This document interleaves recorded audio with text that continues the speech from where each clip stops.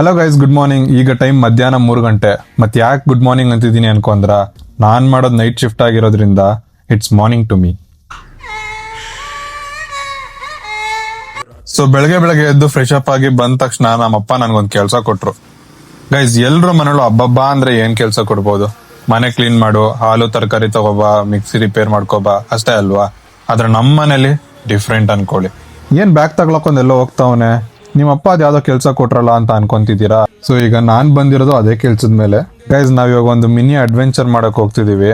So video ಕೊನೆವರೆಗೂ ನೋಡಿ. ನಮ್ ರಮಣ್ಣ ಫೋನ್ ಮಾಡಿ ಮರ ಎಲ್ಲ ತುಂಬಾ ಬೆಳೆದ್ಬಿಟ್ಟಿದೆ, ಟಿವಿ ಬರ್ತಿಲ್ಲ, ಸ್ವಲ್ಪ ಬೇರೆ ಕಡೆ ಡಿಶ್ ಫಿಟ್ ಮಾಡ್ಕೊಡು ಅಂತ ಕರೆದ್ರು. ಈ ಕೆಲಸ ಬಂದು ನಮ್ಮ ತಂದೆ ಆಲ್ಮೋಸ್ಟ್ 20 years ಇಂದ ಮಾಡ್ಕೊಂಡ್ ಬಂದಿದ್ದಾರೆ.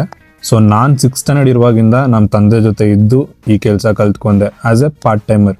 ನನ್ನ ಸ್ಕೂಲ್ ಕಾಲೇಜ್ ಮುಗಿದ್ಮೇಲೆ ಬೇರೆ ಮಕ್ಳು ತರ ಸುತ್ತಾಡಕ್ಕೋ ಅಥವಾ ಆಟ ಆಡಕ್ಕೋ ಎಲ್ಲೂ ಹೋಗ್ತಿರ್ಲಿಲ್ಲ.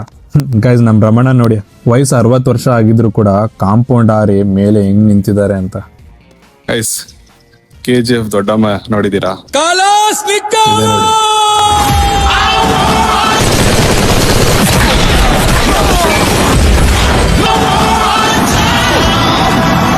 ಸರಿ ಬನ್ನಿ ಗೈಸ್, ನಾವು ಬಂದಿದ್ದ ಕೆಲಸ ಮುಗಿಸ್ಕೊಂಡು ಹೋಗೋಣ.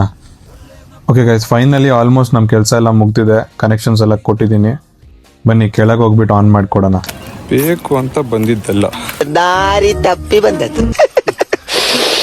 ಹೋಗ್ಲಿಕ್ಕೆ ಮನಸ್ಸುಂಟು, ನೀವು ದಾರಿ ಮಾಡಿ ಕೊಡ್ಬೇಕು.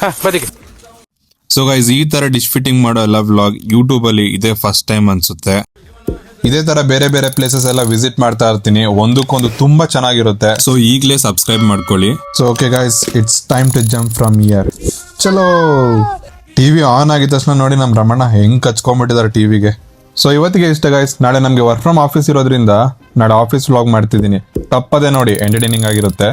ಸೊ ಇದು ಈ ಕೆಲಸ ಮಾಡಿದ್ಕೆ ಸಿಕ್ಕಿರೋದು. ಸಿಗೋಣ ನೆಕ್ಸ್ಟ್ ವಿಡಿಯೋದಲ್ಲಿ. ಅಂಟಿಲ್ ದೆನ್, ಬಾಯ್.